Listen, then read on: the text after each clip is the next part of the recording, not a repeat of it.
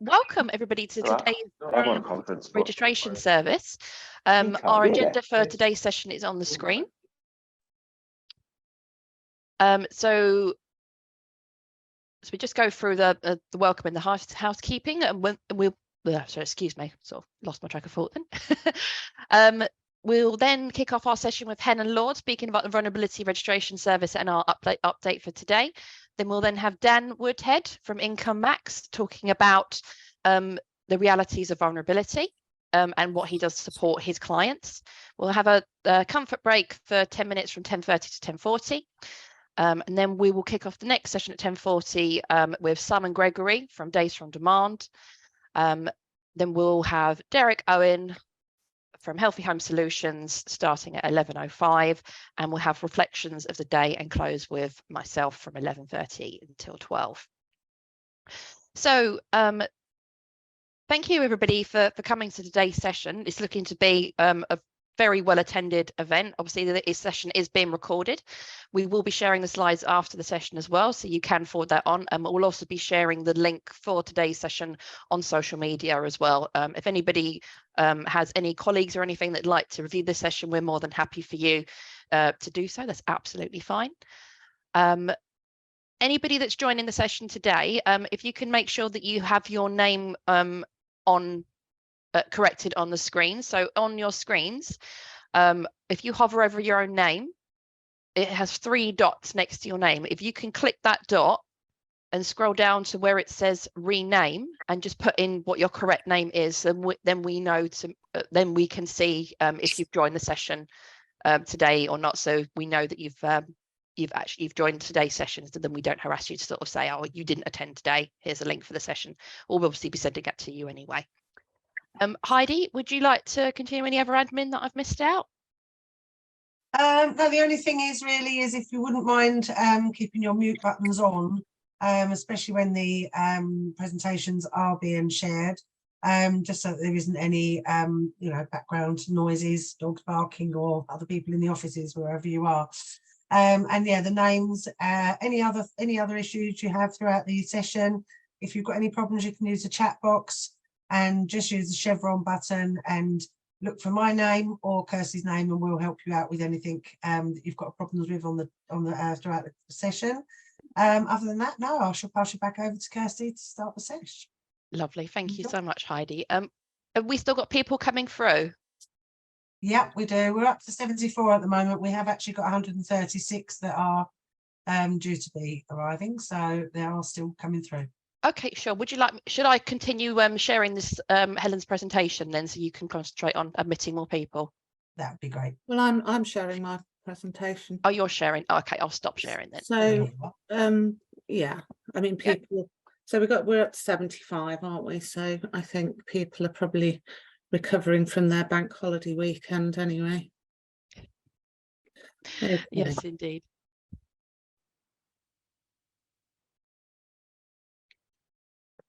That's great. We can see that, Helen.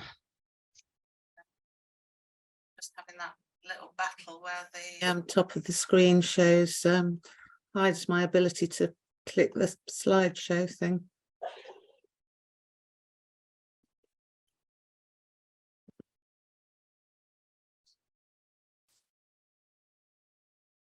Oh.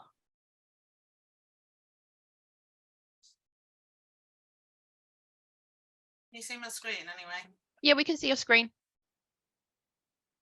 There we go. There you go. Yeah, you've got it. Well done. Lovely. Right. Morning, everybody. Thanks for joining. I hope you had a good bank holiday weekend, whether it involved crowning or otherwise. Appreciate you all coming. What today is really about is we've done some work together with Derek, who will be speaking later, and Simon from Data on Demand, who will also be speaking, sponsored by Cadent Gas, around trying to reach out to consumers in vulnerable situations. We've learned a bit about engaging with those individuals, and I thought those learnings would be really valuable for anybody dealing directly with consumers. And I think one of the challenges we always have is when somebody's in difficult circumstances, actually starting that engagement and maintaining that engagement. But certainly, hopefully, I think you'll find it really interesting what Derek has to say a little bit later on, and how we've got there. And I'm also delighted we've got Dan speaking, because Dan has first-hand experience really about the mindset of people who are struggling, with debt. And I think we really have to empathise and understand that to create that relationship. I'm not going to sort of give you a sort of whistle-stop tour of the vulnerability registration service or anything like that. Suffice it to say, we are continuing the journey, I suppose, that we've been on for 6.5, 7 years now, which is try to create this one-stop shop for vulnerable individuals. We are creating more and more relationships. We've got more organisations signposting to us. We've got more sources of data. We've got more organisations cross-sector, energy, financial services, gaming, insurance, using our data.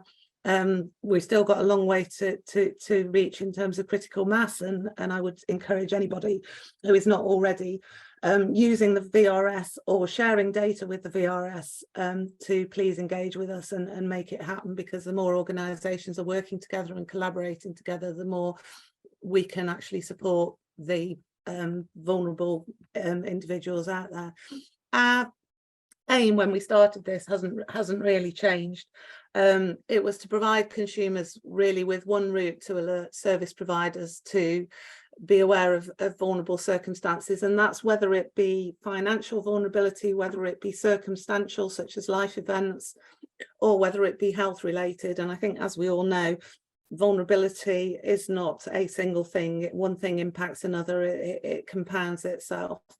And the other thing that we wanted to do, and I guess that's what today is about as much as anything, is to create a data hub which enables organisations to reach out, to proactively extend the support to individuals that they are entitled to. And I think we have lots of conversations about what is vulnerable and who is vulnerable. I think what we genuinely believe is that a vulnerable individual, a person in difficult circumstances, is not always going to be best equipped to find the help and the resources that are actually available to them. And I think they need a helping hand. And today, I guess, is explaining our first foray into that, something proactive that we've actually done in terms of supporting people.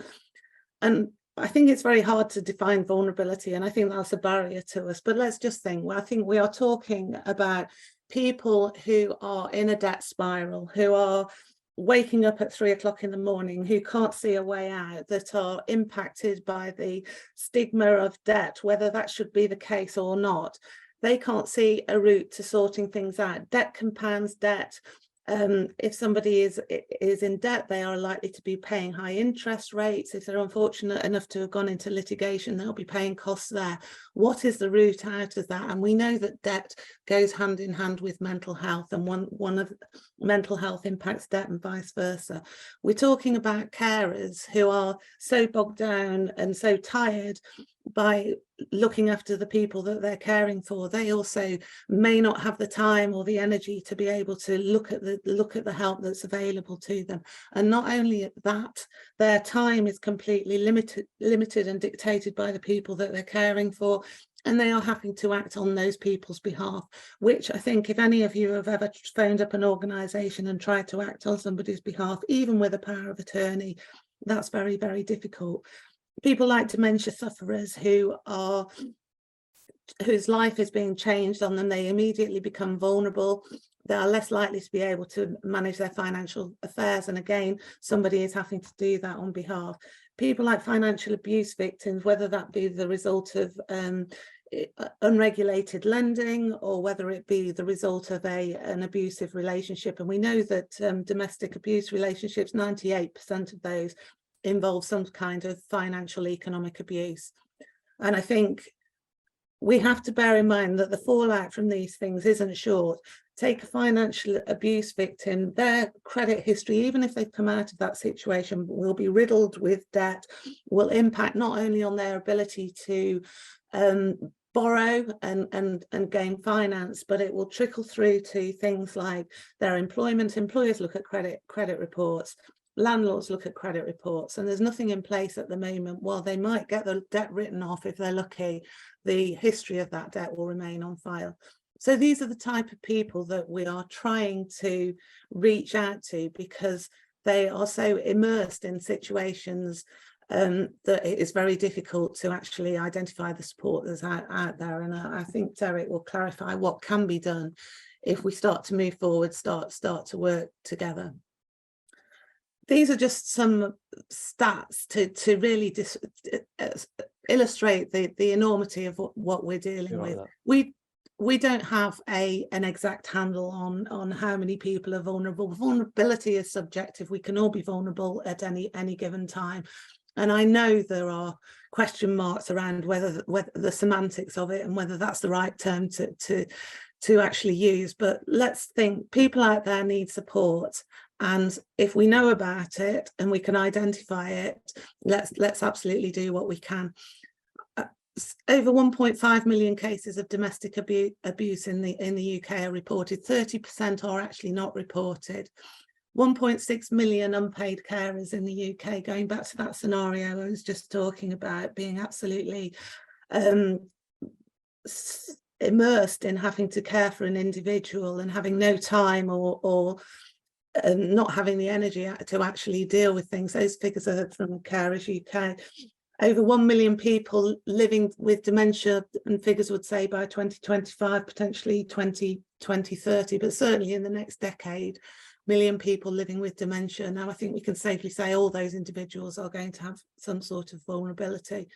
I think it's important to think about digital exclusion now. We increasingly push individuals down digital routes to communicate with us. And that's great sometimes. Often people don't necessarily want a conversation, and it will work a lot of the time. But digital exclusion and financial exclusion can very easily go hand in hand. 5% of the UK population still don't own a smartphone. 1.5 million homes do not have broadband. So they don't have that option available to them. And I think that will have a big impact upon the elderly population, and we know we've got an aging population as well. And certainly when you look at our database and you do analytics around our database, which is essentially a database of people that have put their hand up and said we are in vulnerable circumstances, that 5% goes up. A lot of people, you know, a significant minority of people do not have access to the internet, do not have a smartphone. 1 in 4 of us have mental health issues, and that can range from depression through to something much more serious. And I think we have to always think that those mental health issues compound debt, and debt does the same with mental health. It is that vicious circle, that spiral I was talking to.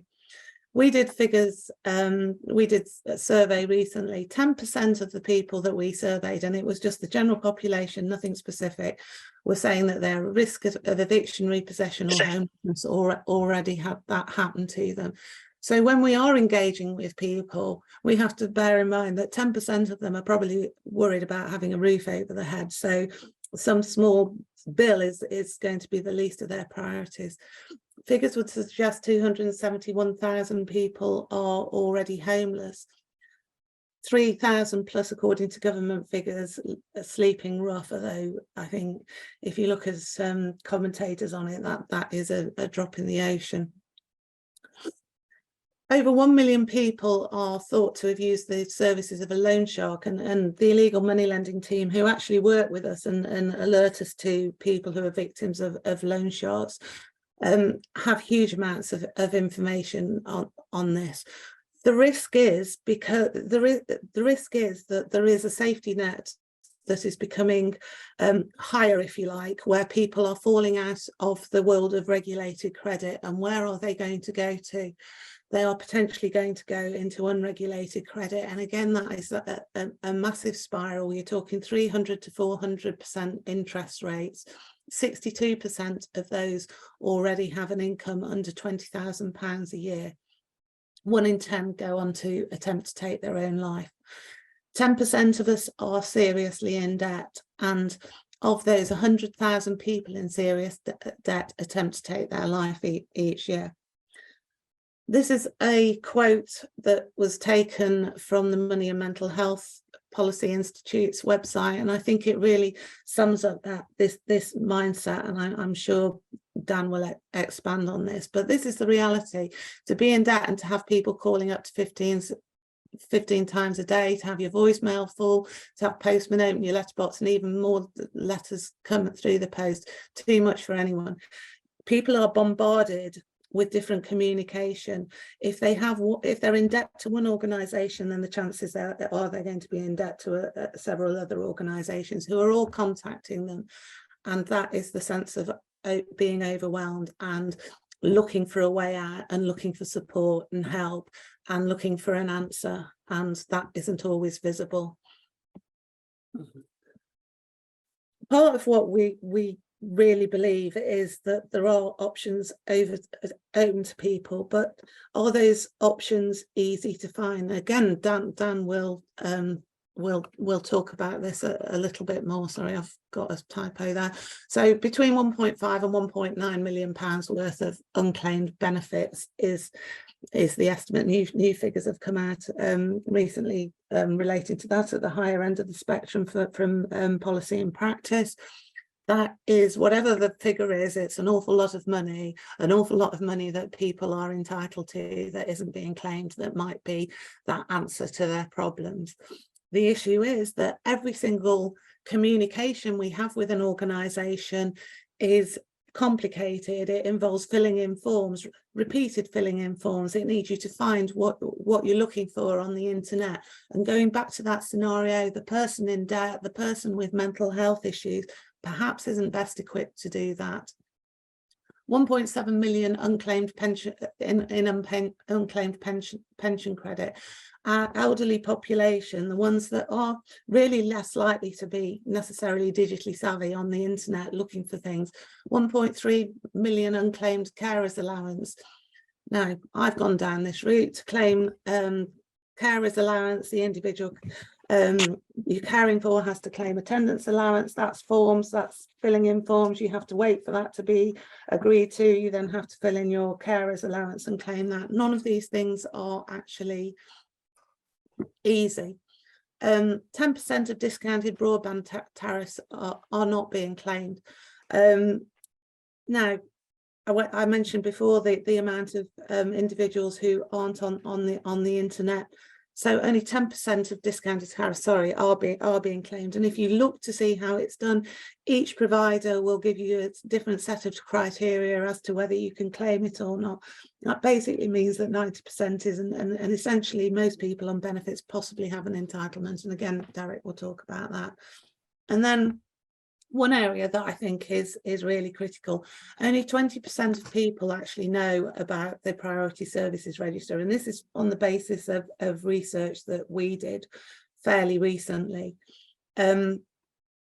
So I know that currently Ofgem have come out and said that there ought to be a shared Priority Services Register. Priority Services Register is the way that energy companies, and separately the way water companies, know that somebody's in a vulnerable situation, and that enables them to prioritise where there's outages, where there's floods, etc., because there's a range of different flags associated with the Priority Service Register. At the moment, that is not shared, and that's what Ofgem are saying should be shared. And that's brilliant, but it needs to move forward. People don't know about it. I've done a substantial amount of research on how easy it is to register on the Priority Services Register. You have to register with each provider at the moment. There are about 22 different gas and electricity providers in the UK. You will have to register with each of them separately. And there are different ways of doing so. Some allow you to register over the telephone, some allow you to register online, some of them allow you to do both. Some cases it's very easy to find that support, some cases it's very difficult to find that support. In most cases, you actually have to know the words priority services register in order to actually find out how to do it. So 20%. At the moment, there's about 3 million or 3.6 million registered electricity and gas with individual, that's spread across the providers. If we think that there are 3.1 million over 85s in this country, then I don't think that's really a very proportionate database currently, and hopefully that will move forward. And the other thing that I think is essential is that priority services register is used for other things. We've seen recently the press and media coverage about enforced prepayment meters, and things are changing. And I personally think, yes, about time. This has been an issue for many, many years. People were charged historically far more on prepayment meters. It's been changed so that over 85s and other individuals will not be forced down the prepayment route.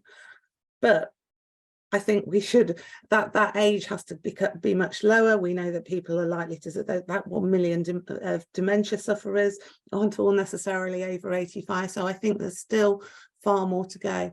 And I also think that elderly people shouldn't actually have to register on the priority services register. We should know who our elderly people are. We know huge amounts about everybody. We do brilliant things in terms of holding people's financial histories. We've done it for 40 odd years. We do profiling, we do all sorts of things. Then I think we should know which of our customers are elderly. As I say, Ofgem called for a shared priority service register. I think that's the first step, and it will need to go much further if we actually get there with this. Priority service register held by water companies is likely to be equally relevant to gas and energy providers. It is fairly easy to find the priority service register if you look for it in terms of water providers, as far as I can see. And the fact that people are vulnerable and have actually gotten the priority service register, I believe, is relevant to other sectors as well, such as housing, such as council tax, rental, etc. And the other point I'd make around this is, what about telcos? We're talking about engagement and how easy it is to engage with people and get that route to managing their finances, getting out of debt, getting out of difficulty. We have no priority service register, no talk of shared vulnerability amongst the telcos, and yet that is the one priority most individuals have. We are all stuck to our mobile phones all the time. They have a far higher level of engagement. There is much less propensity not to pay in terms of mobile phone and broadband contracts than there is in other areas. So let's get those telcos on board with this in terms of data sharing about vulnerability, because they might be talking to people and they may be sourcing that information far better than other areas.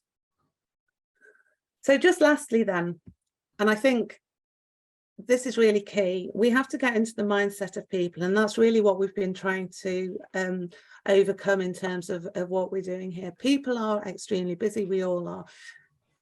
People have at least, and I've put a number of them there, multiple relationships with multiple different service providers. Each puts a pressure on us. We have to understand the jargon very often involved in each of those sectors. We assume a level of understanding that isn't necessarily there. Quite often people might not know what you're talking about, quite honestly. The person struggling with debt and mental health, being bombarded with letters, is probably managing all of these different relationships and is possibly in debt to a number of them. Many people don't understand what a priority bill is. They don't understand what should be prioritised first, and they're probably responding to who shouts most and who shouts loudest. So I think that feeling of overwhelmedness is absolutely key. And I think what today is about, when I pass over to Dan, Simon and Derek a little bit later on, is really to see how we can move forward and how we can take steps not only to engage but actually to support vulnerable individuals. And that proactiveness really is what VRS is all about. Okay, so I shall finish and I shall stop sharing, and I'll pass back to you, Kirsty. Fabulous. Thank you, Helen. That's sorry, just reading. There's a message in the chat from Lynn for you, Helen. So She said the majority of broadband social tariffs will only allow you to do it online and then refuse you doing it by phone. When people are registered on the PSR, then they change provider and think it's moved over with them when it isn't. And have to start again and don't know until something has stopped or happened. Have you got any comments on that? Well, as I said, Kirsty, it isn't shared. It's not shared from one provider to another currently, and I think that's what Ofgem are rightly looking to do. It's not shared between sectors, and it's certainly not shared any more broadly. So we've got a long way to go with this. So yes, and that, Lynn, is assuming that people know what the PSR priority service register is in the first place, and they don't necessarily. Did you have any further comments, Lynn, at all? Oh, apologies. No, but Helen's right there. People that I speak to don't know what the PSR is. When I ask them if they're on it, they quite often say, I don't know what you're talking about. And then I have to explain it, and then we'll get them put on. Brilliant, thanks, Lynn. Derek, did I interrupt you? No, I was going to say, we did an awful lot of research on all of the different interventions, which I'll show later. And one of them was broadband social tariff. And actually, at the time, there was only 11 broadband providers that provided social tariffs, and they were all hidden. It took the team quite a long time to try and find them. And on one particular company, I'm not going to name names, but it was only, they were sort of saying we have a broadband social tariff service available, but it was only for about 1,000 postcodes. And I think you can find it. I mean, I found it when looking into it. You can find details if you look hard enough about how you can get them and all the rest of it. But again, you have to look, and I think the same is applicable to any discounts that individuals are entitled to, any repayment plans, etc. My point is, there is help out there. You've got to be in the mindset to actually find it, and Derek will cover this, but I mean, we part of what we did was looking at priority services register, looking at broadband tariffs amongst other things, and I think it shows that it can be successful if people work together and people collaborate. There's lots of partnerships and lots of good things going on out there, but there isn't any central route to it necessarily. As I said at the beginning, we are about a one-stop shop.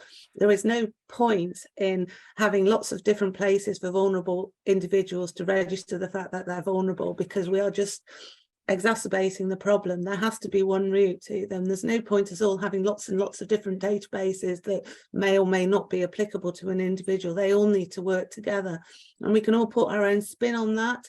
It can be adapted for the end customer, and lots can be done with it. But as far as the vulnerable customers concerned, they don't really care. They need to highlight to their service providers the fact that they're vulnerable. Thank you, Helen. Ravnisha in the chat has asked, where do our stats come from? Well, our stats come these stats, yeah. either from directly from analysis we've done against our own data set where people have registered as vulnerable, or and Kirsty's just put a link, thanks Kirsty. Okay. And or they come from surveys that we've done as well. So that's where everything is on that exclusion, vulnerable customer exclusion report there. Brilliant, thank you. Does anybody else have any questions at all for Helen? If you want to raise a virtual hand, if you just want to speak out, that's absolutely fine. Or if you prefer to pop it in the chat, that's absolutely fine. We've got another sort of few minutes before our next speaker. Any questions at all? Any further ones? No. Okay, no problems. Dan, are you ready to start a little bit early? Yeah, can do, no problem. Yeah, absolutely. Fabulous. I'd like to introduce you all to Dan Woodhead from Income Max, everybody.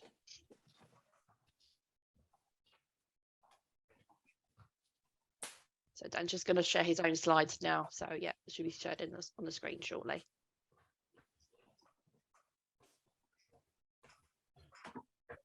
Yeah, we can see that You on can the see screen. those, yeah? again. Yeah, that's ready to go. Fantastic. Okay, thank you very much to Kirsty and to Helen for putting this event on and asking me to speak. As Helen Kirsty mentioned, I'm Dan from Income Max. For those who don't know, Income Max are an income maximisation organisation. Does a little bit what it says on the tin. We've been going since 2009, and over that period, we've helped 130,000 customers. I think it's actually about 138,000.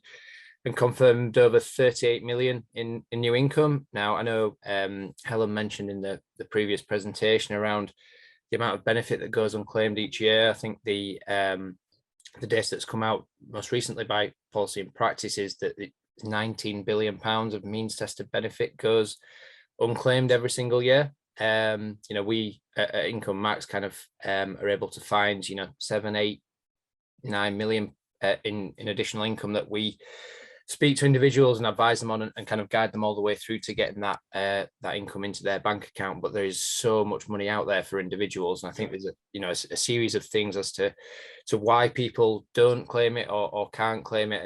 And a big stat for us is 88% of individuals who came through to Income Max we were able to identify new income for, and 84% of those people who did come through were already in receipt of some form of benefit. So we know that people are going through the process and applying for different incomes, but people aren't aware of what they are eligible for, or they're not sure of how to claim certain things, or nobody's made them kind of aware that if you apply for a certain benefit, that then leads you on as kind of gateway benefits or different things that you can gain because of that.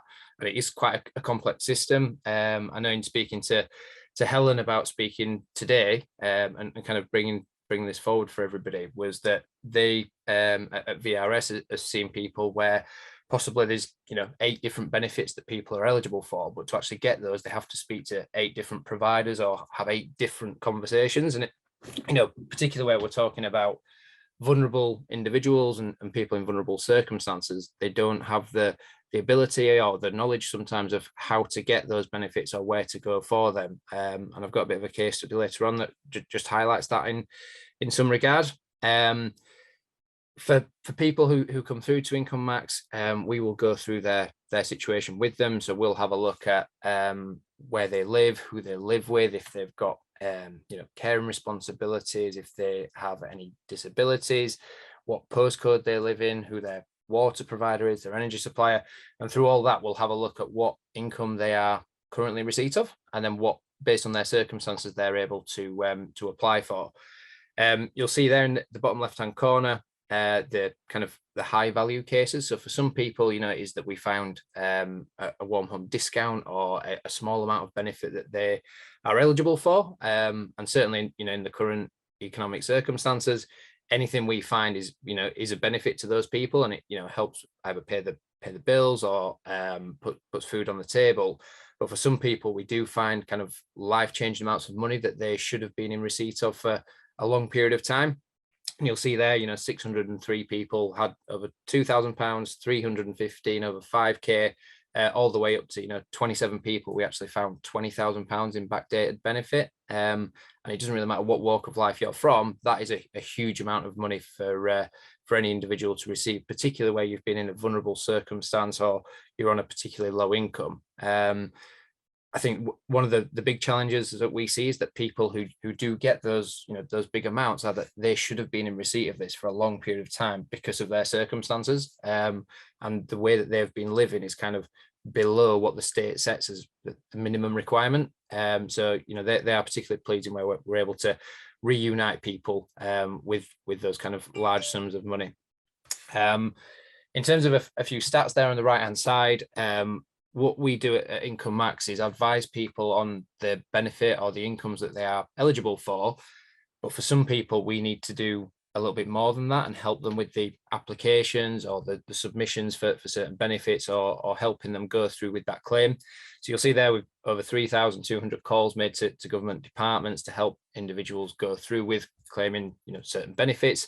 In turn, that's kind of led to Income Max being on the phone for over 137 days when you combine all the hours that we've being on calls and conference calling to different organisations and departments, a big frustration of ours is that, you know, a lot of that time is actually spent on hold. And when we manage to get through to the DWP or the various different departments, the calls are, you know, 10, 15 minutes, but in total, it's kind of taken us well over an hour in most cases for those calls. However, we know in terms of the work that we do and speaking to the individuals, if they had to do that on their own, that either wouldn't happen or they wouldn't have the ability to do that, particularly where there are queries about certain benefits. And we have spoken to the individual and they've either, you know, they've said, oh, I've got everything that I'm entitled to. The DWP have said I'm not entitled to any more money. But when we're able to kind of go on a call with them and fight their corner and have that conversation, that's where we managed to get that extra income. And just having that human element and what we do, we see real success from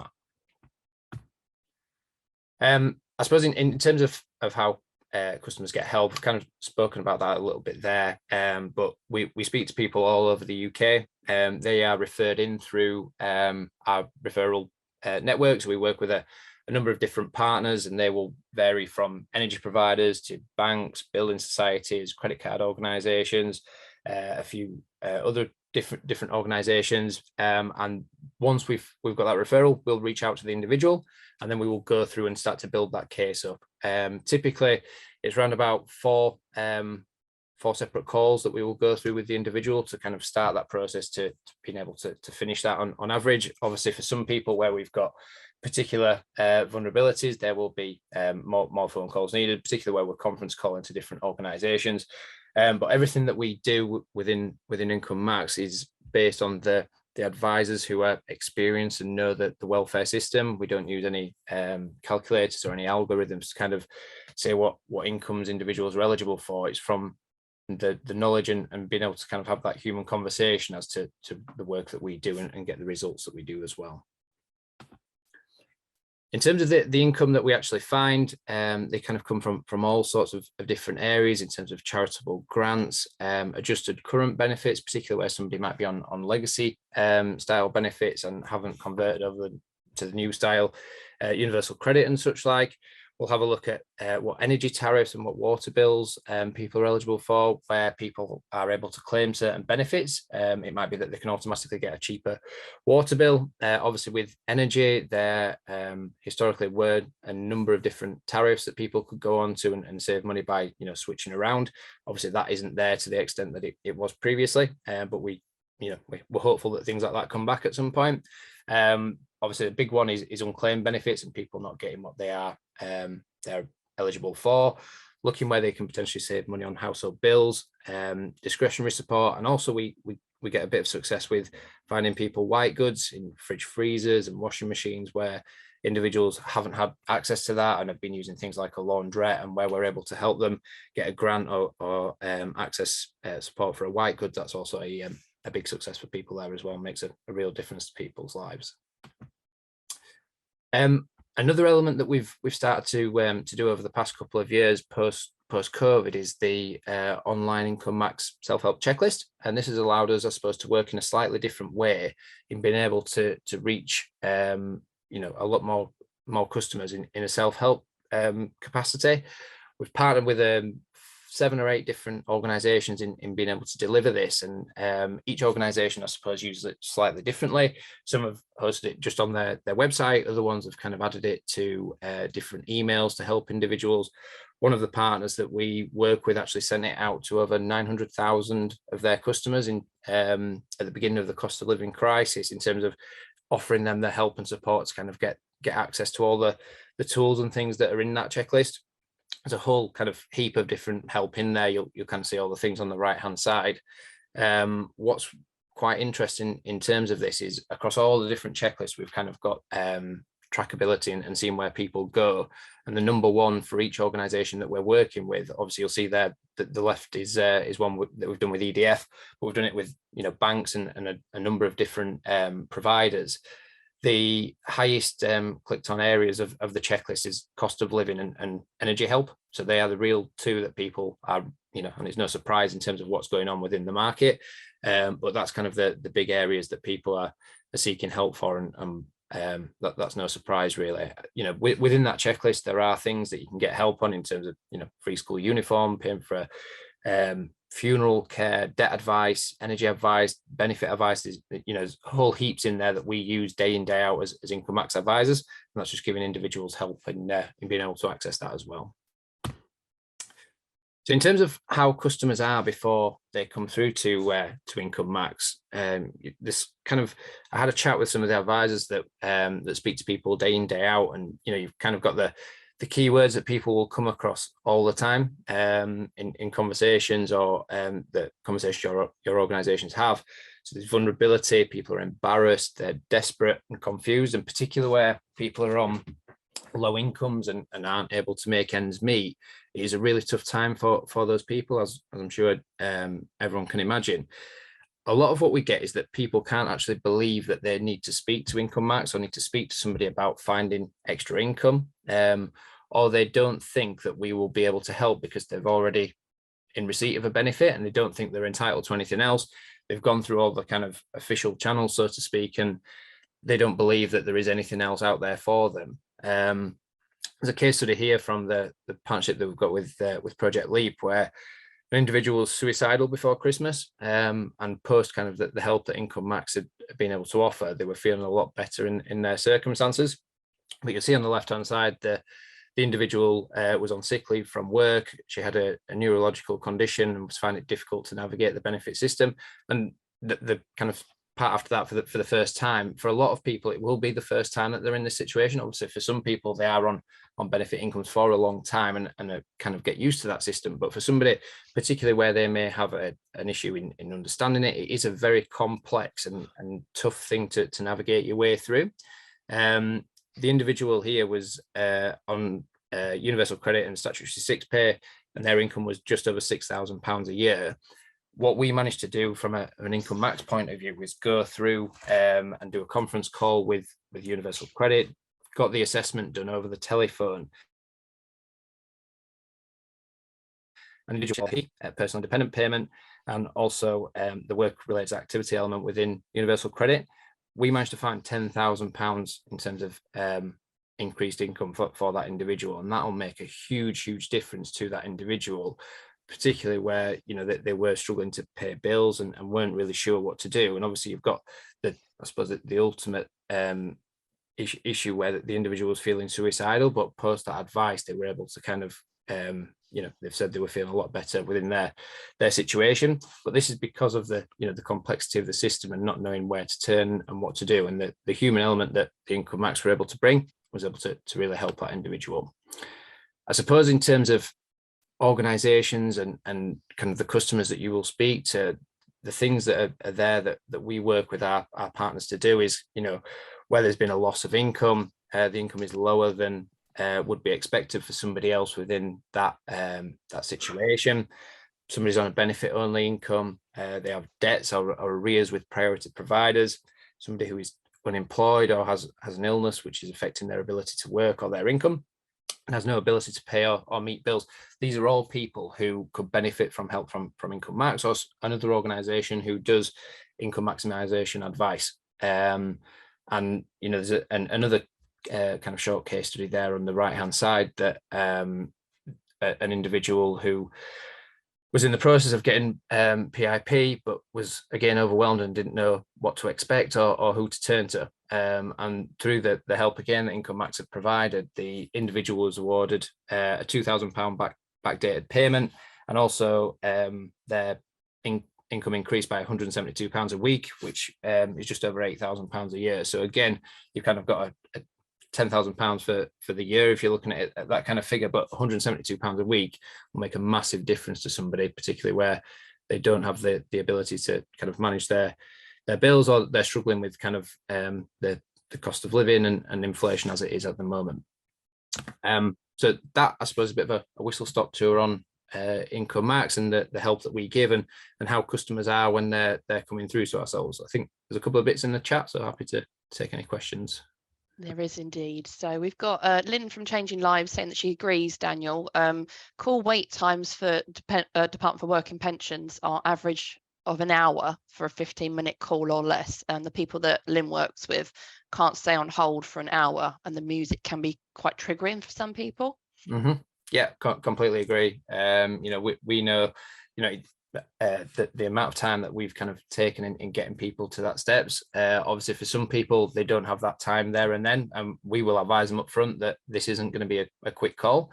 If they want us to support them with that, we will, you know, book in a time to ring them back, and then we will conference call the DWP. But unfortunately, that is what it is, and unless anybody here kind of knows of another solution, that unfortunately is kind of what we have to do. But we keep trying and strive for better where we can there. Brilliant, thank you. Michelle has sent me a message. Is there a fee to link the income checklist with the different organisations? So I suppose, yeah, we can kind of partner up. So happy to kind of have a conversation on what that looks like. That there is a fee for kind of the co-branding and hosting it on another website, but we can more than happy to have a chat if anyone wants to get in touch on that. Brilliant. Okay, yeah. So Michelle, Dan's email is in on the screen now. If you want to sort of make a note of that, and you can catch up on that at a later date, that's absolutely fine. Monica has said a similar question. So what's an extra cost for a customer using Income Max? So for the customer themselves, Income Max is always free. So we are funded by our referral partners, i.e. Those that send us the individuals to call, or alternatively, there's a fee for the checklist as well. But everything that we advise on and that the individual gets is 100% for them. Income Max don't kind of profit from finding £5,000 or £10,000 for an individual. All that income is for, and rightly so, is for the individuals who are entitled to that. It's paid by the referral partners, so the organisations that we partner with. Thanks, Dan. One more from Nicola from Covia. Can anyone access the self-help tool, or is it only partnership available? So I suppose in theory, anybody can access it as a customer. So it's hosted on our with our partners on their site. So depending on the partners, depending where it is on the website, so any individual can go on to, you know, the EDF website or the British Gas Energy Trust website where the checklist is hosted. If an organisation wants to host that, again, we can have that conversation about kind of creating a co-branded one to go on to another website. That's absolutely fine. Okay, that's great. So that's all the questions that we have in the chat. Does anybody want to shout out any questions at all for Dan now? If you want to raise a virtual hand, or if you just want to volunteer any questions? No? Okay, in that case, we might have a slightly earlier break session. So if we have a 10-minute break, and we'll sort of we'll come back at about 10:30. So if that's okay with everybody. So if you leave if you stay logged into session, but put your cameras on, turn your cameras off and put your microphones on mute. We will see everybody back here at 10:30. So that's in 11 minutes time. Thanks all. See you shortly. Okay, welcome back everybody. Hope we're all refreshed, all good to go. So next we've got Simon from Data on Demand. Simon, are you ready to go? Yeah, all good, Kirsty. Yep. Yeah, share my screen. You're sharing yours, aren't you? Yeah. Indeed. Yeah, we can see that. That's all ready. Great stuff. So yeah, morning. As Kirsty said, Simon Gregory from Data on Demand. So thanks to VRS. Great to be invited along. So what I'm going to talk about today is a little bit around some of the kind of trends in vulnerability that Data on Demand see from our data. So for those of you who are not aware, I'll certainly do an intro to kind of what Data on Demand do and where our data fits in today in terms of a vulnerability angle. And I'll also spend some time talking about the data that we've provided to support the white paper, which Helen's mentioned. Hopefully several of you have already downloaded to have a look at, and Derek will come on to talk about in a lot more detail shortly after me. So before I get into kind of introductions and things like that, as I said, I think one of the things that I was asked to kind of come on and give a little bit of insight to is some of the trends that we're seeing from our data in terms of consumer vulnerability.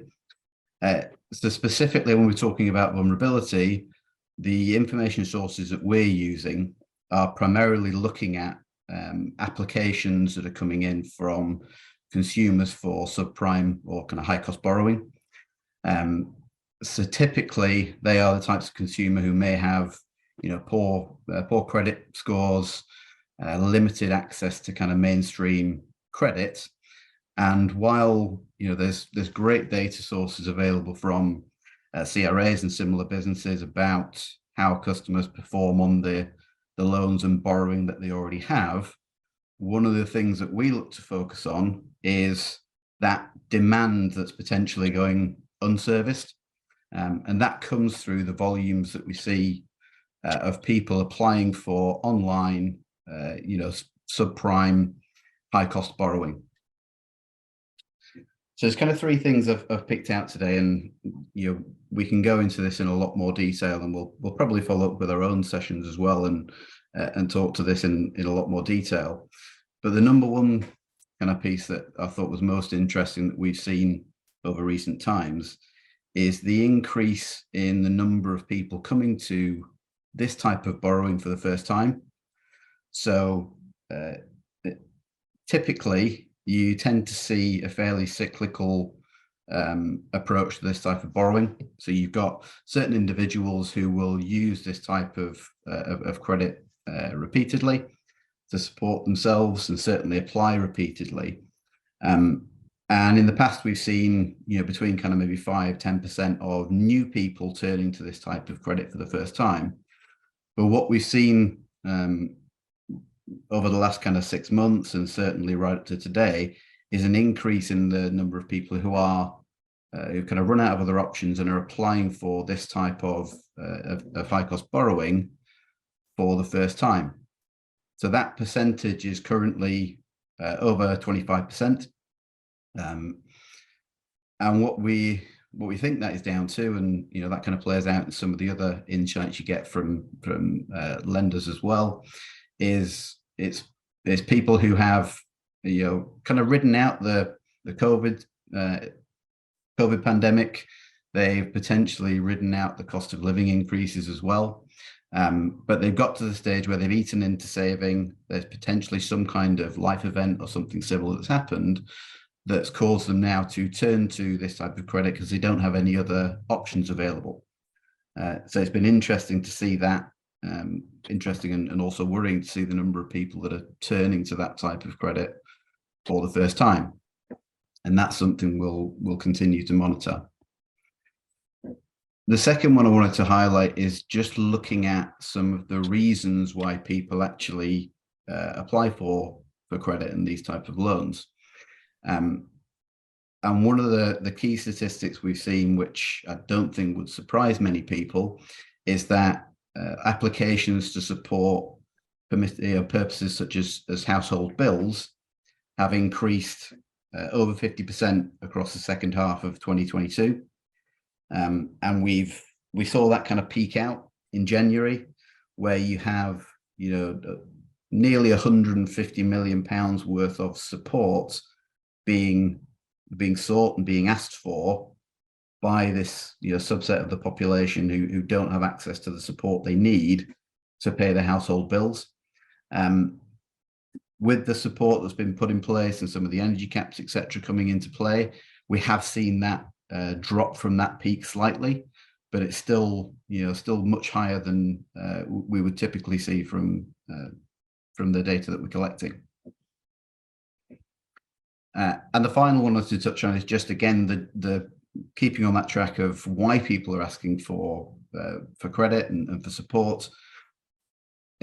Applications that are aligned to purposes that are kind of linked to financial vulnerability.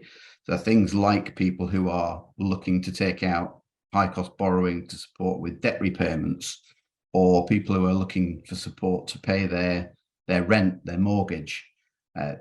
Those type of requests have also increased significantly, and we are seeing those continue to increase month on month. So I think all of that just kind of it flags up the fact that there is a huge amount of support that's required out there from this kind of subset of consumers, and that that subset is increasing in size as well. Hence the reason we want to get involved and support these kind of things with the VRS and Healthy Homes to make sure everybody's able to support these, identify and support these consumers. So I'll talk very briefly for those who haven't kind of seen this from us before about who we are and kind of what we do. So Data on Demand are an alternative provider of UK consumer data. We capture that from online application journeys, including those kind of high cost applications we talked about before. And what we do is aggregate all of that information together and provide it back to our customers who have relationships with these consumers as insights to ultimately help them to provide better outcomes. We work across a whole host of different sectors. Primarily that tends to be around financial services, but also into things like utilities, telco, gambling, certainly becoming more prevalent at the moment with the white paper that's just been released. Public sector, housing association, insurance, you name it. Effectively, people are always interested in gaining better insights on their consumers, and particularly those in vulnerable circumstances. So as I talked about before, we do help businesses outside of just primarily vulnerability, but that tends to be one of our core focuses and certainly the core focus for the conversations and the white paper today. So I touched a little bit on where our data comes from. So the loan applications is certainly the main focus for today, but also we have several other online channels that we capture data from, and the importance of that will kind of come out shortly when we talk about some of the data we've provided into this trial. We take data from online comparison sites. We also capture data from online competition sites. And we capture data from media subscriptions, which is usually things like an online subscription to maybe a gardening magazine or a cycling magazine or something like that. And what all of this data helps us to do is to understand the current contact channels that individuals are using. So making sure we're able to support businesses to communicate with consumers on the contact channels they're using. We also provide employment insights, so we're able to highlight when people are potentially reduced, moving to part-time or have loss of employment. In a lot of circumstances, quicker than it's seen through other data sources. Key focus for today is on the vulnerability flags we provide, and I'll talk about that in a little bit more detail in a second. And also we see information on income, on expenditure, and can support with affordability decisioning as well. So all of those sources mean that every month we're seeing data from over 3 million UK consumers. And I talked about those sources being important in terms of contact channel, because part of the data we've provided into this study with VRS and Healthy Home Solutions is not just about identifying who those consumers are who are potentially in need of support and vulnerable, but also making sure that you can drive engagement with them by identifying the channels that they are using. And within the data set, there's several hundred individual variables that we capture, but we have a really strong set of contact channel information and also the income and expenditure to help drive engagement with UK consumers.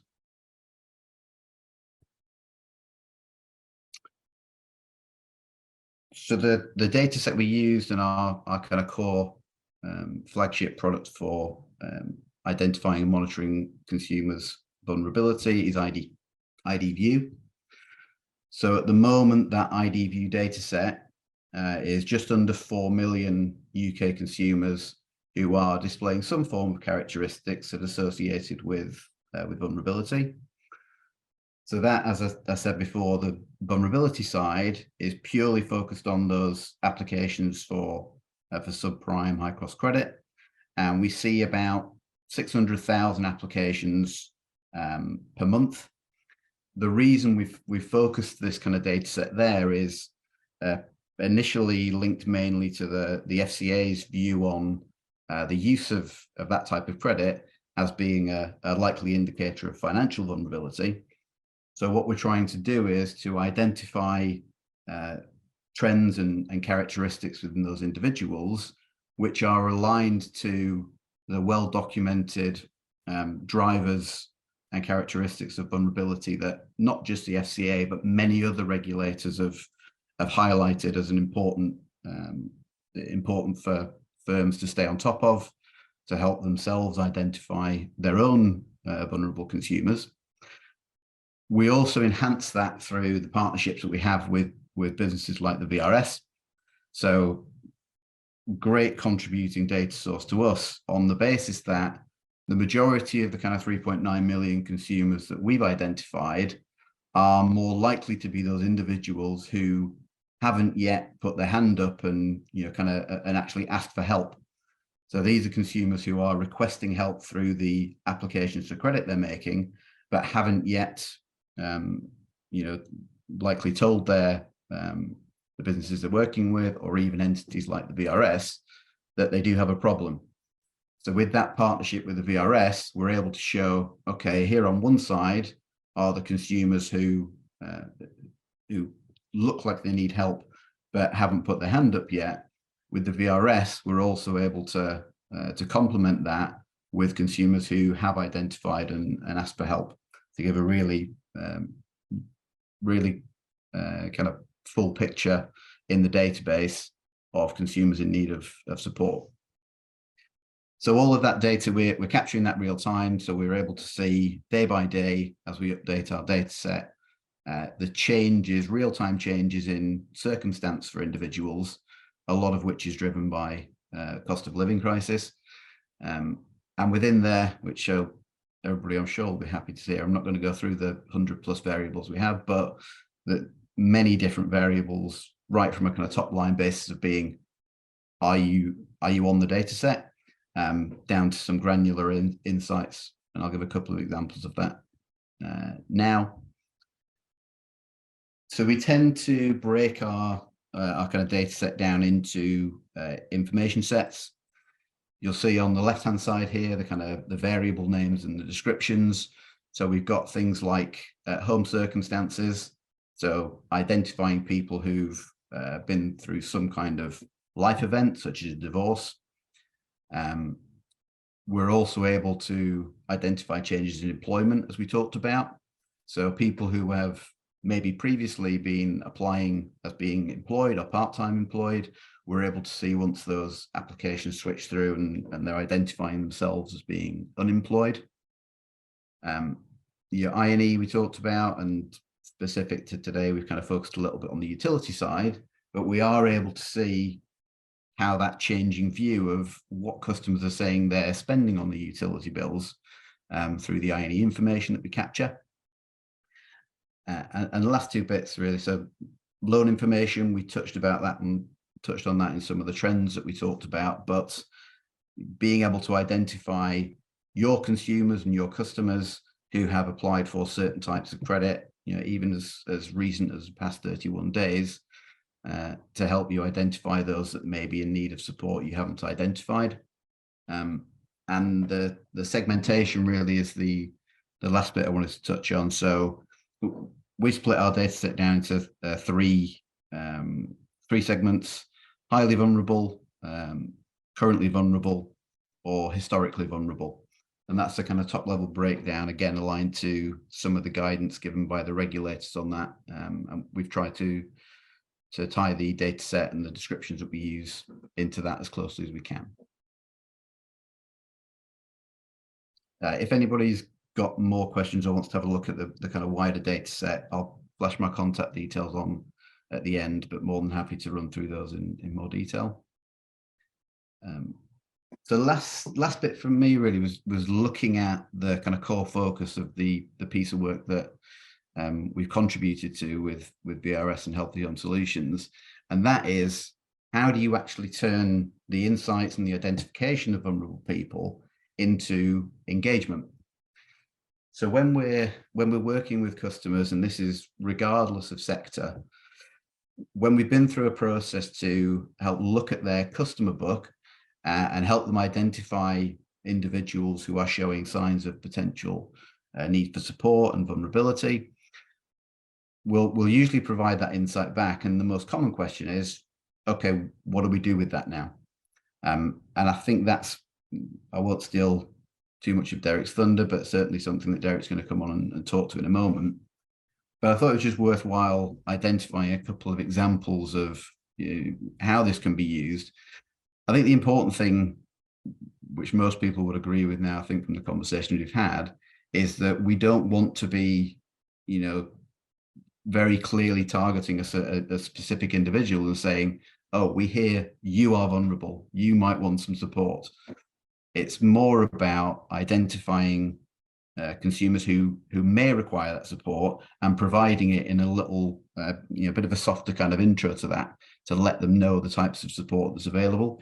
And I got a really interesting email through, which I thought was a good example of this from Barclays.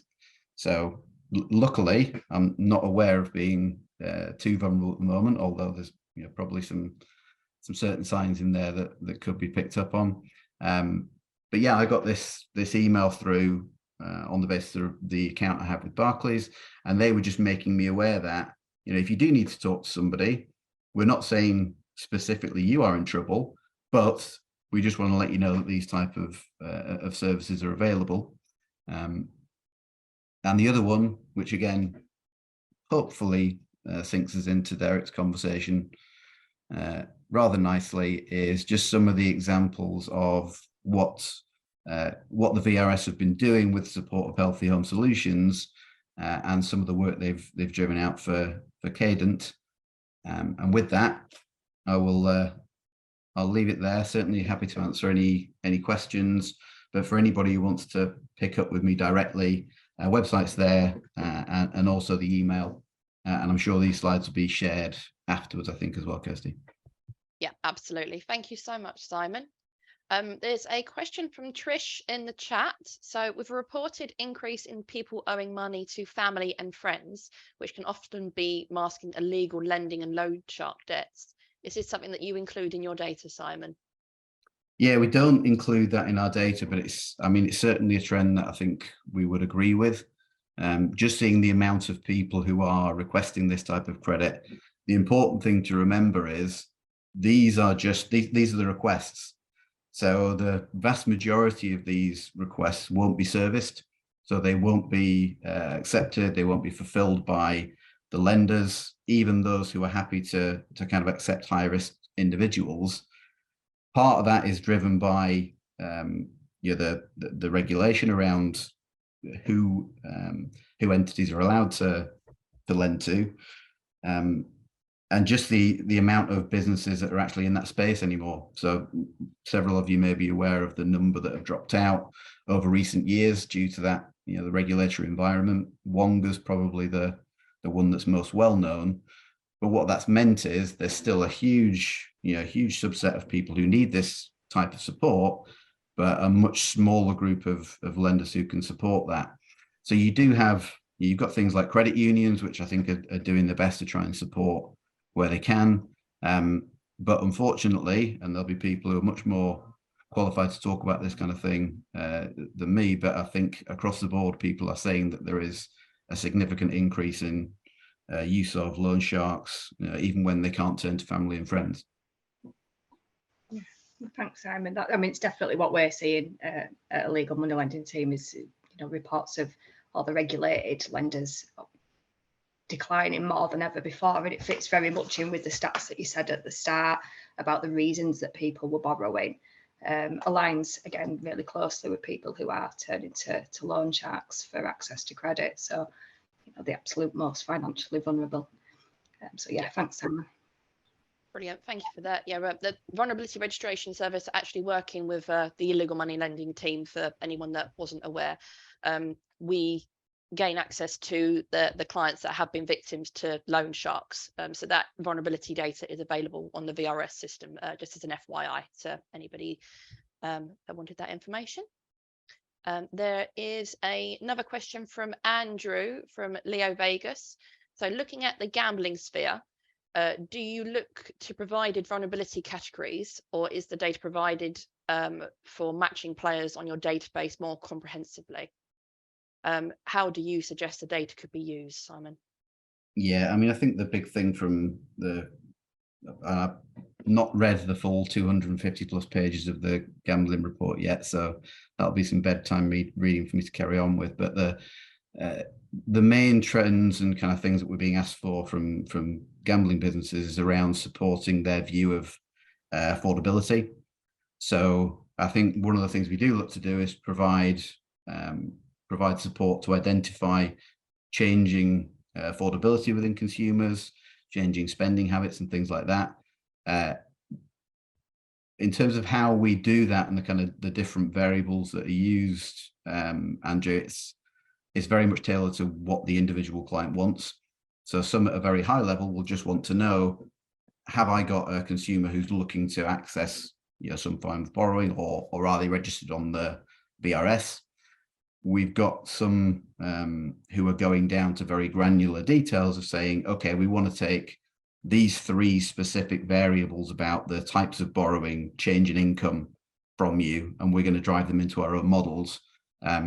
So yeah, I won't take up the next half an hour talking about that, but feel free to, if you want to drop me a note through, Andrew, we can have a detailed conversation on that.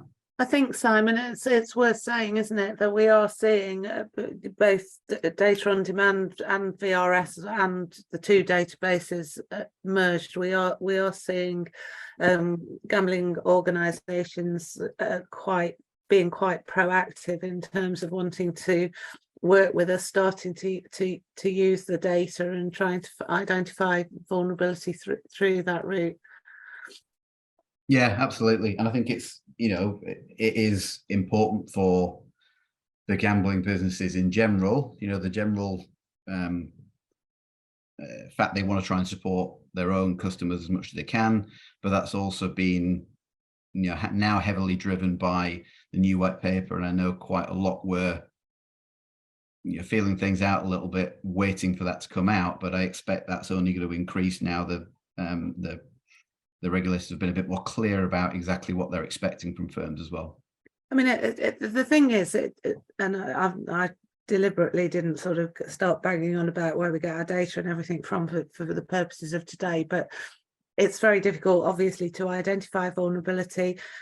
What we've got, and data on demand the same, we've got unique data sets which enable the identification of vulnerable individuals, and more, and we've seen it in terms of best practice, but from different regulators. Organisations should be using the tools that are available to help them identify vulnerability, and we're working with unique data sets that can assist that, and it also obviously lends itself to really complying with consumer duty as well. That's great, thank you all. Was there any further questions anybody wanted to just shout out, or if you want to raise a virtual hand, happy to take questions that way. No? Okay, no problems at all. We will kick off a few minutes early then. Heidi, are you okay to share Derek's presentation for us? Yep, Derek, are you ready to go? Yeah, absolutely. Fabulous. I'd like to introduce you all to Derek Owen from Healthy Home Solutions. Hi everyone, Derek Owen, the Managing Director of Healthy Home Solutions. Thanks very much to Kirsty, Helen and the team for enabling us to present the findings of the programme, the pilot we've been running now sort of from starting point of about 14 months ago. So just give a little bit of background to actually ourselves. Can we go on to the next slide? Sorry. Thank you. So we kind of predominantly work within the space of the kind of retrofit and decarbonisation environment within the UK, there's about £2.5 billion worth of funding that's available to the homes that are most in need, that actually come from a perspective of decarbonisation. So about 40% of all of the carbon emissions come from homes in the UK.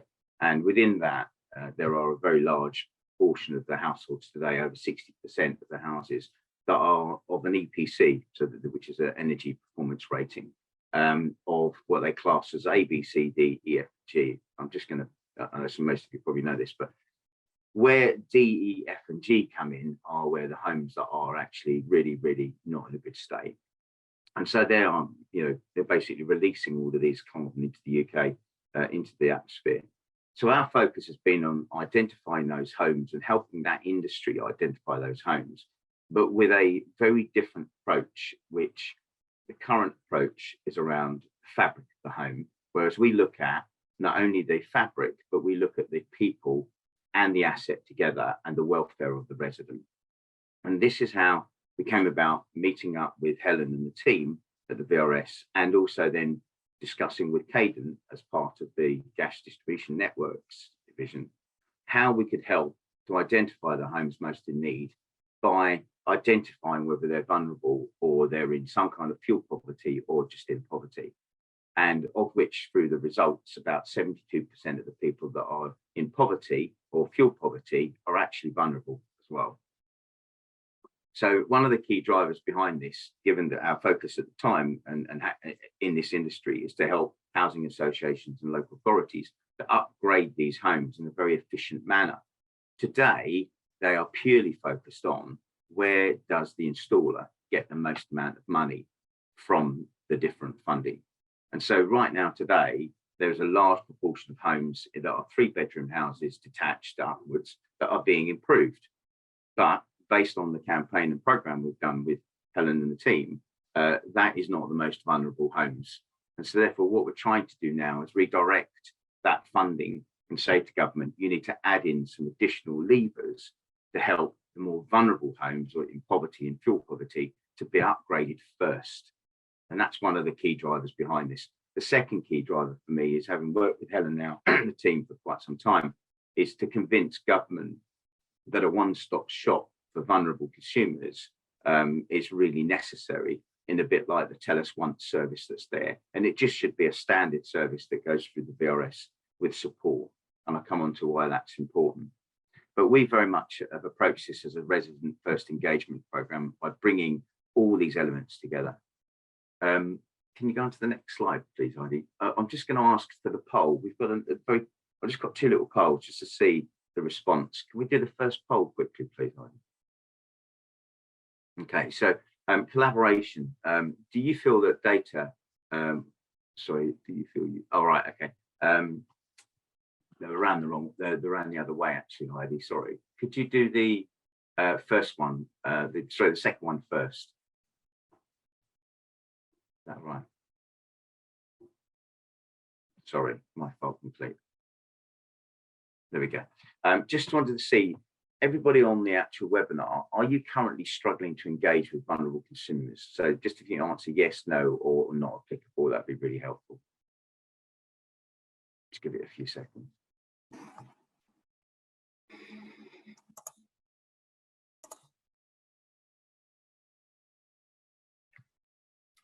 If everybody could at least give me an answer, that'd be great. Yeah, they're still pushing through, so hold on 2 seconds. Thank you, Heidi.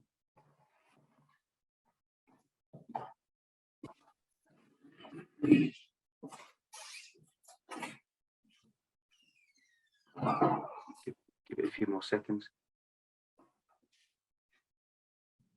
Fingers on the buzzers. Right, should we call it there then, Heidi? Okay, so I'll just share the results for you. There you go. Great. Okay, so are you struggling to engage with vulnerable consumers? So the reason why I asked the question, and thank you very much for that, Heidi. So we've got 49% that said yes. Now, the reason being is because at the time when we put the program together with Helen and the team, we started to look at how do we make and simplify the process for homes to basically be engaged with and residents to be engaged with, and make that as easy as possible. So we created a multi-channel engagement program, and there is a report. If Kirsty, if you can share the two reports, and people can have a look at those as well. So the first report is around, you know, how we've looked to help people in this program, and it's a full insights report. And the second one was actually the booklet that we created alongside with Helen and the team. So we researched a number of different support services that were available, but originally with regards to the program, we tried to make it so that it was a lot of different, you know, services that we could add to vulnerable homes, where they may not be aware that they have actually got access to this, and they may not be aware that it's either free or at a reduced price. So we were talking about broadband earlier, and that was one of them, the broadband social tariffs. But in that, we had the priority services register, we put in the telephone preference service, we also put DWP checks in, and we also put home improvement grant checks in as well, alongside water saving packs and obviously first time central heating. And that was all in a really nice, neat little booklet that we created. And within that, we then went and utilized and worked with Helen on the VRS data. And we then also worked with Simon on the DoD data, on the data and demand data. And we then modeled that and put that into a series of programs where we went out and engaged with a large portion. So we've actually communicated with over 12,000 people. And that's basically around about 20% are known people that are vulnerable or that are on the data on demand database. And the rest are people that we actually just went out through marketing, through Facebook communication and SMS text messaging to actually create some hooks to see if people were anxious, whether they were vulnerable, and had them to self-select to say, yes, I need help. We made the process as simple as possible and effective. We actually made it open to all. So again, we then sent letters out to 20,000 homes that we knew were in some form of vulnerability. We modeled all of that. And as I was saying, in a little while, we'll come on to what we did with it, but we created a propensity model. But we then had the ability for them to scan QR codes, click links back through emails. We effectively had emails, SMS text messaging, Facebook retargeting, telephone outbound, telephone inbound, and obviously the letters, direct marketing letters and postcards. So we created a whole, if you like, full multi-channel program. And an example of a result there would be that we had about, I'd say 20% just under of the people we mailed via a letter. When we then followed up with an SMS text message, they then responded. So we call that a nurture program. So it wasn't just send a letter and wait. And that's generally what housing associations do when they're engaging with their homes. They send a letter or they send a flyer through the door, and then they kind of try and contact that person. And then they're surprised when that person doesn't contact them back. And actually, in that instance, they may have tried to get hold of somebody that's vulnerable, and it's just seeing all of this information coming to them through the door, just too much, and they switch off. So we've done an awful lot of work as well with local authorities and housing associations on things like single occupancy around a 3-bedroom homes, for instance, in the Leicester region. We've identified a large number of single occupancy residents who were living downstairs in the property and weren't able to get upstairs. There's no ventilation upstairs, which meant that damp and mold was starting to actually appear within that property. That person then is vulnerable from a health and welfare perspective. And again, more needs to be done. So we tried to cover an awful lot of different levers in this to get to a point where we said, right, this is, we need to start looking at the results. Can you go on to the next slide, please? If there's any questions, please put your hand up. So the methodology to the pilot we took was we needed to engage with 1,000 residents, and to have 1,000 residents within Cadent from a vulnerability perspective. So the engagement model was, as I said, 20% of the people we spoke to, we knew that they were either on the VRS database or they were on the DoD database. And we engaged with them in a number of different ways. But generally speaking, most of the people we actually started to talk to via the phone, we gave them the opportunity to actually have a Calendly request as well. So they could actually go in and request a time and a date where they could talk to somebody and it was specific to their needs. So we made it all about choice for them. This wasn't about, we're going to call you at midday, you've got to be there. It was, what would you like to do? We gave them the choice. We have on average 22 minutes per call where people have phoned in or called them back, talked to them about VRS first, talked about the additional services that are free to them or at a reduced rate. And of that, we have a large proportion. We've now gone over 1,000 residents that have actually signed up to this program, and therefore we have signed them up by proxy to those other services. What I mean by proxy is those DWP checks, the PSR, as everyone knows on the call, take a long time. So to do all of those within the booklet would have taken about 90 minutes minimum for a vulnerable person to sign up themselves. What we were doing within 22 minutes was taking their details once, and in some instances, quite a large number, around about 70%, went to a landing page, completed the information once, then in the back end, our team signed them up by proxy to all those services. So they literally were spending no more than 7 minutes on the landing page, and then we were doing the rest for them. If you imagine a vulnerable person's gone, hang on a minute, there's a plethora of things I could sign up to. What is the PSR? What is the TPS? Actually, you've made it very simple for us. And that made the adoption process to the whole program far more relevant. We then, as I said, did data modeling. So we took all the VRS data, we took the data and demand data, and we've got about 1 trillion pieces of data within our national housing database. We modeled all of them.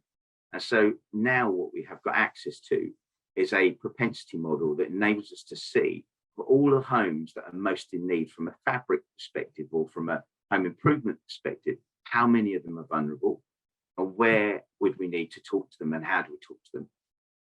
42% of the people that are actually within the databases that we have available today, with all the modelling that we've done on VRS and DoD, are actually of some form of family. So that might be, you know, impoverished family, but it might be middle income family. So that it's quite amazing how many people fall into family of that vulnerability. But when we model them as well, they are the homes that are most in need at this time. So you'll see there, we then did recommendations, and they're ones that where Helen and I are meeting with Cadent in a few weeks' time. We're also going to meet with Wales and West, and we're also going to meet with Bays, what is now Den's government, say something more should be done about it. We've proven the model that there is a really good effective approach here using the VRS to direct people to, they understand the word vulnerable. Around 18% would come to our landing page, didn't select a sub flag. And when we talked to them and said, why didn't you select a sub flag? They said, I just feel vulnerable. I can't tell you why I feel vulnerable. I can't select one of the sub flags. I'm just feeling vulnerable. So more needs to be done. We have now also identified across England and Wales 12 key profiles of vulnerability of types of home and types of family, types of people. And that's something that we're going to be spending more time working with Helen, and also if we can with Cadent as well. Can you go on to the next slide, please? So what did we do? So you'll see here, I'll go through all of these, but you'll see we did letters, QR codes, the little booklet that everyone's got a link to as well. And we had around 42 different social assets that we worked with Helen and Simon within the VRS to make sure that we were able to use those. So you can see there things like, you know, do you feel like you've got anxiety? Do you feel like you're feeling vulnerable? Do you feel like someone in your home is vulnerable? What does vulnerable feel like? You know, what makes a person feel vulnerable? So we utilised that, around 42 of those in a series of Facebook campaigns of all different shapes and sizes. And the results of those are just coming through in the next week, total results. But it's very clear that there's around about 11 of those different social media tiles that responded and had people responding to a lot better than the others. So we kind of now know what words to talk to people and how do we resonate with those people who say, I'm feeling some form of vulnerability. You'll see in there 16% booked an actual time and a date themselves. They went to the landing page, and they booked the time and date to talk to somebody. So they held their hand up and said, I am feeling vulnerable, I need help. And as I said in there, 27% of all visitors who visit the website actually registered for the service. Another stat, just to follow up from what Helen said earlier, around 80%, just over 80% of the people we speak to had no idea what PSR meant. They had no idea what the priority service register was. So that's something we're going to feed back to Caden, because again, when you talk to someone about the vulnerability registration service, it says what it does. Whereas the PSR, we just struggled with people saying, no idea what that is, no idea what the TPS is. That large proportion of them, once we explained it to them, like actually didn't even know this existed. So this should really be a just standard set of things. When somebody says I'm vulnerable, this just gets done for them. And ultimately, that's the driver behind all of this. Can we go on to the next slide, please? So some statistics there, 62% of all vulnerable records are in a council tax band A and B of all of the data that we modeled from the VRS and from the data on demand data. And 44% are an EPC of D, E, F, and G. So the most in need homes that are actually any fuel that they're using, it's literally being burnt through. We've identified and working with a number of other partners, identified things like where there is a fan that's been put in the kitchen because there's a boiler in the kitchen. People are turning the fan off because they think it's saving them money when it isn't. We spoke to a family of 7 that were living in a 2-bedroom house, and the lady's son had asthma at 2 years of age because they couldn't open the windows because that caused more asthma issues. But they had damp and mold in the house, and you need ventilation for damp and mold in the house. So all of these different parts here, that is a vulnerable family, but for a slightly different reason. It's not necessarily well-being. It's about the fact that it's more than that. It could actually result in some serious, very serious situations. As I said, there 42% of the vulnerable data we model is in a family profile, and 29% of all vulnerable records fit 6 profile types. There's a couple of links on there, but the key driver here is that using the VRS data and the DoD data, we were able to identify 4.1 million actual households that we could go and talk to today and say, we know that you're feeling vulnerable, or we use the language that says you may be feeling vulnerable, you may be feeling anxious or anxiety. Therefore, there's these services that are available to you, and all you have to do is click the button. We wouldn't even have to ask them any more information because we've already got enough information to tell us that they're vulnerable. So it would be like a pre-qualified download button, and that's all they would need to do. They could do it over the phone, and we'd sign them up by proxy. So it takes away all of that pain for someone that's feeling vulnerable, who thinks, I know I need to sign up to these services, I just don't have the ability, and also just don't have the headspace to do it. Can we go on to the next slide, please? So greater collaboration and funding, 14.6 million homes in the UK are considered vulnerable.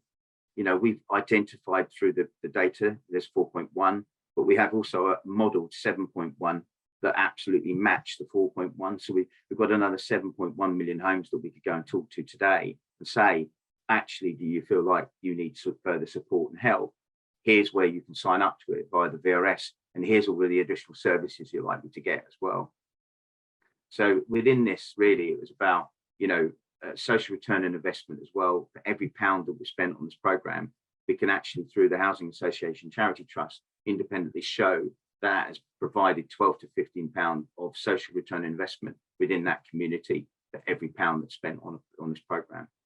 So we're looking for further collaboration. We're looking for further funding to help support our program with the VRS, and that's where we are at the moment. So, Heidi, if you can just pop up that last poll, that would be great. Thank you.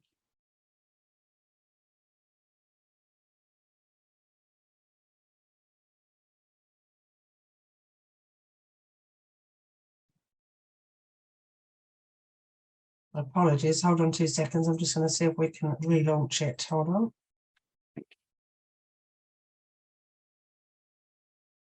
Okay. So yeah, it's really, that's perfect. So do you feel you have data that would be beneficial to this pilot to help more vulnerable consumers? And the reason for the question is that Helen and I are going, as I said, to go and meet with Caden at the end of May, also then going to meet with Wales and West and also government. There's additional partners that are available to add more data that's available from a collaborative point of view. It will help support our story to fund this full time.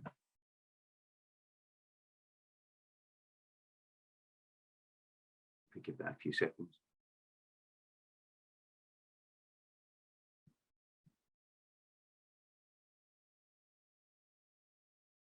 feel free to close it, Heidi, when you. Yeah, they're still just coming through. Sorry again if there's background noise. They're digging up the road outside the house. We can't actually hear it, Derek. So Oh, they're wow. doing it My very goodness. quietly. Yeah. Okay, so just a couple more minutes as there are a few of you that haven't pressed your buttons yet. Fingers on the buzzers.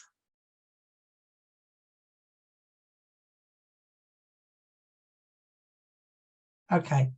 Brilliant. Okay. There we go. Right. Okay. So we've got 9.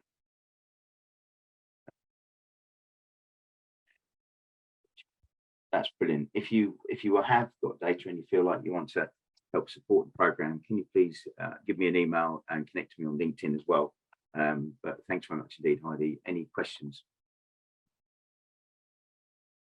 Brilliant. Thank you for that, Derek. There's a comment from Lynn in the chat saying that she's loving this person-centered approach and one-stop shop for how to support vulnerable people.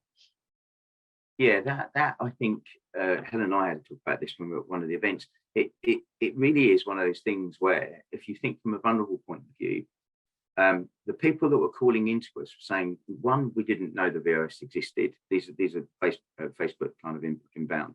Number two, they had no idea what all these other services were, and they didn't know that they were available to them for free. And so the conversation we then had with a number of people within the GDN was very much around, well, we are focused on the PSR. Well, the PSR doesn't actually mean anything to them. They see the word vulnerable and they go, yeah, I need help. And so that's where we're trying to say, use the sort of top of the pyramid effect, use the word the vulnerability, VRS, to draw those people in, and then have that as a position of being able to, as an additional position to the PSR, to signing up to these other services. So it is really a one-stop shop.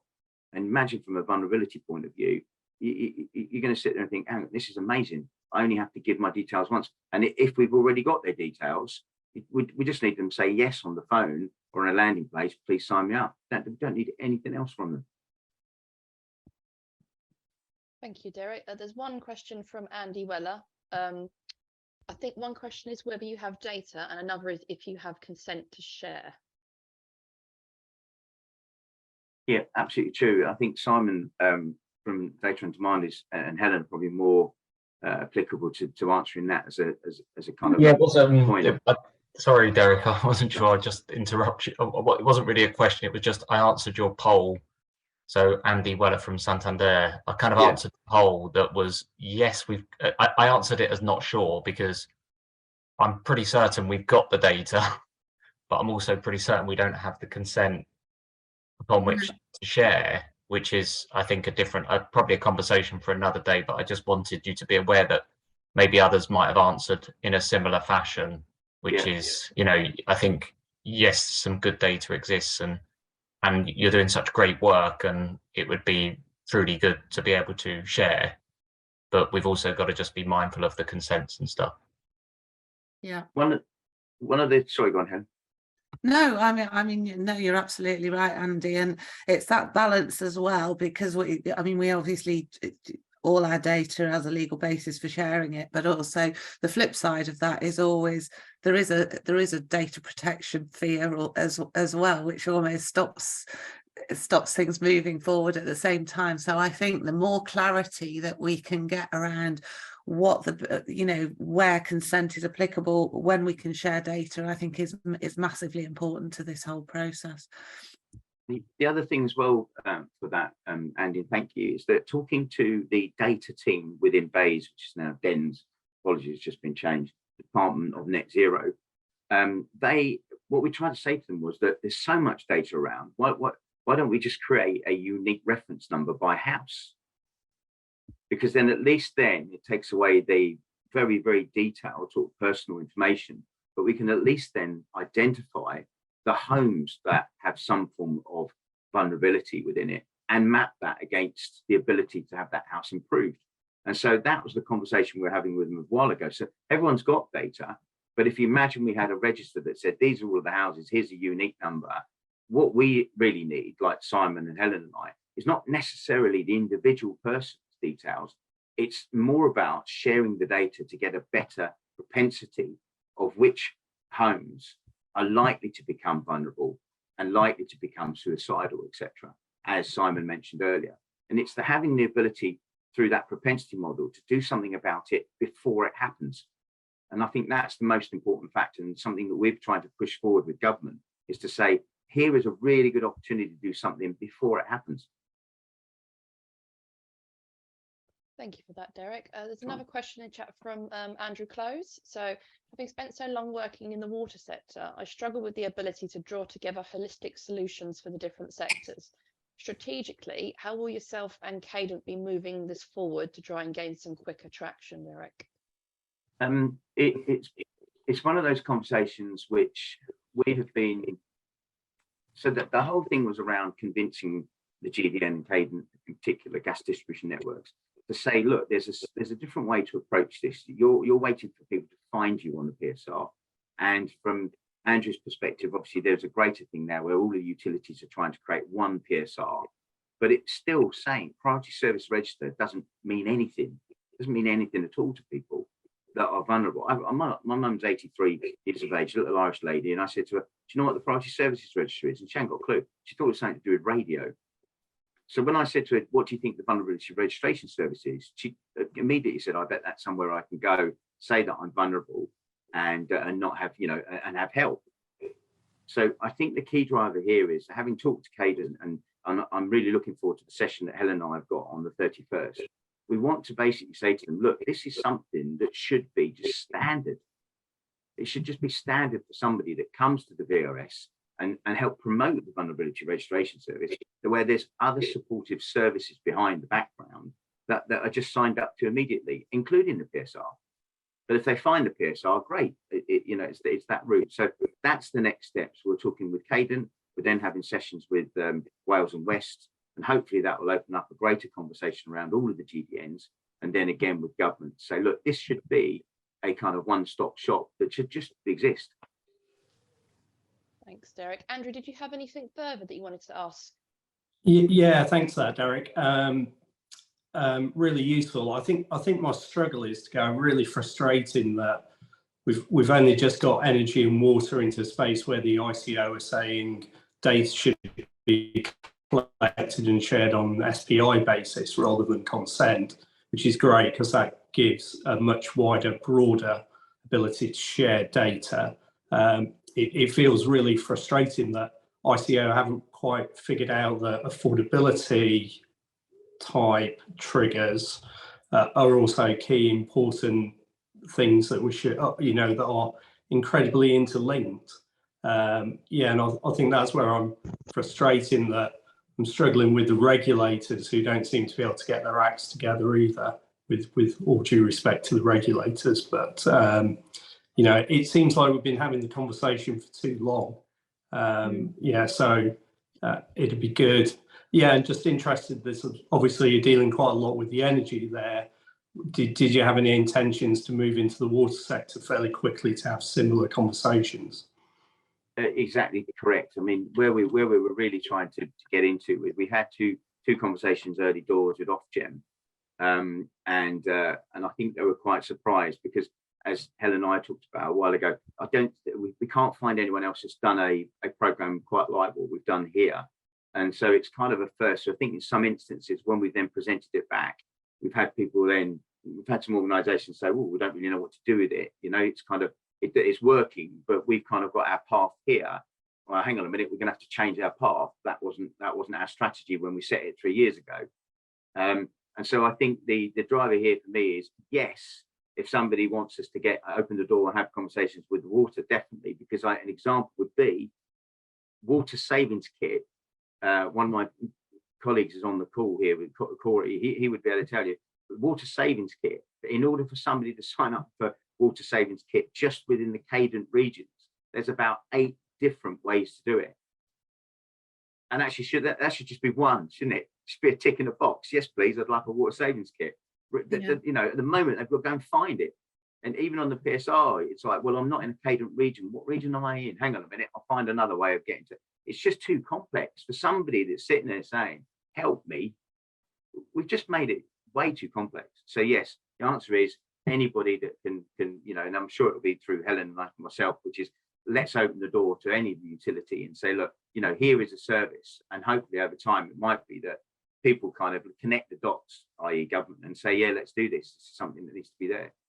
I think Andrew, and I know how much work you've done on this. To me, that I mean, there's always going to be difficulties when you're working cross sector, but to me, that we shouldn't be having a conversation about electricity and gas energy. We should be having the conversation about water at the same time, and we should be starting to bridge the gaps, deal with any issues, because I worry that it's going to be a long time before the conversation comes around again. And I mentioned when I was talking earlier, I think we've got a huge way to go in terms of telcos as well.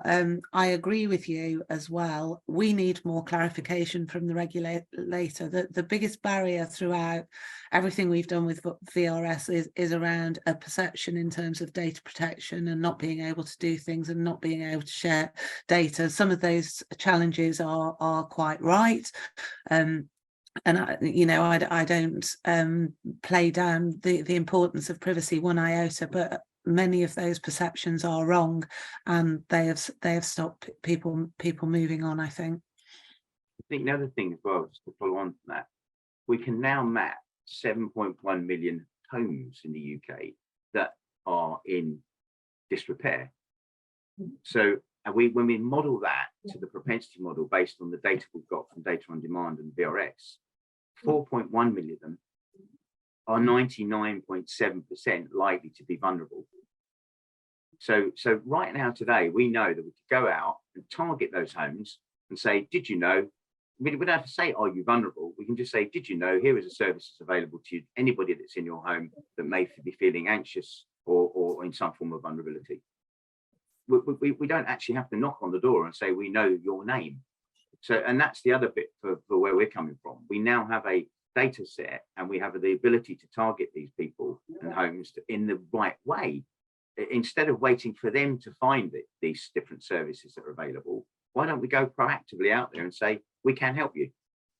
To me, it's a no-brainer, and I can't help it, because for yourself, Andy, as well, I get very frustrated when things are very logical and then it just doesn't seem to be sort of taken up. There's too much tape, if you like, around it to say, well, we can't do that because we're already doing this over here that's been planned for the last 10 years. Yeah, I think the key thing here is something that definitely I know that Helen and I are pushing forward with, and I've got two people within Ofgem that we're going to try and talk to as well, because we can now also model utilising two other areas at very early doors, but we can start to model damp and mould in a home. So we will be able to absolutely say these homes are vulnerable through damp and mould. Brilliant, thank you. Questions? Sorry. Yeah, there's a few more in the chat, or a couple more in the chat. Julie Wynn has said, do you need personal data or can anonymized data be shared? So Julie, we would really like to have personalized data. However, having said that, if we had the property information, if we had the actual address data, not the individual, we can still model that. And we can even say, here is a database of all of the homes we've got on the National Housing Database we've got with a unique reference number, and provide that to you. So then at that point, all you do is supply us with any relevant anonymized data against that property. And then we can put that into our propensity model. So the more data we've got, the more targeted and profile we can get and identify those homes to be helped. Thanks, Derek. Julie's also added the unique reference idea could work with a well-argued legitimate interest assessment, and she likes that idea. Oh, brilliant, thank you. Okay, and then there's another comment from Joe Connolly in the chat, saying, hopefully this is a start of a grander change to our society. These are all great ideas, essential, and I'm confident that we will come together to effectively help those in vulnerable positions. Ideas and tweaks needed along the way, but the aim is clear. And well done to all involved and for setting up today's session. Thank you. That's very kind. Thank you very much, Joe. That's very kind of you. Does anybody else have any further questions at all for any of our speakers today? So Helen, Derek, Dan, anybody?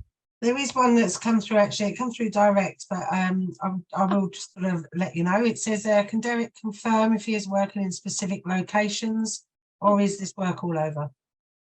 So the way that Healthy Homes has worked, so the example would be on our kind of retrofit programs we're in at the moment within like Gateshead, Darlington.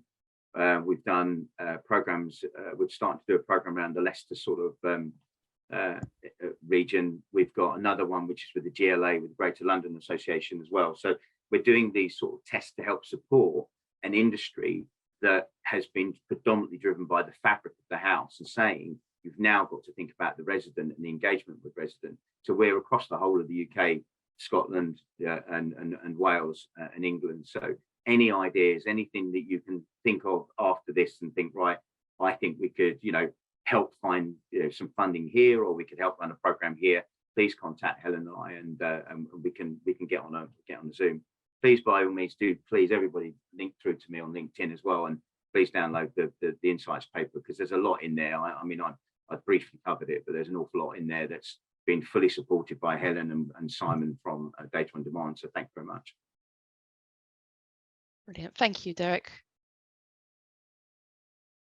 Okay, had another message from someone in the chat just saying excellent set of presentations revealing pressing need for joined up responsiveness to vulnerability. So thank you, Jane. That's really kind of you to say, and yeah, completely agree.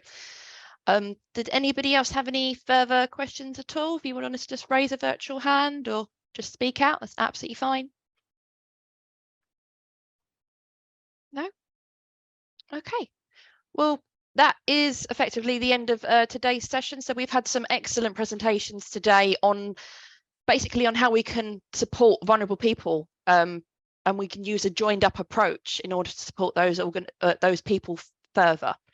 So yeah, thank you all very much for attending today's session. I will be sharing the slides from today's session as well as the recording after today's session.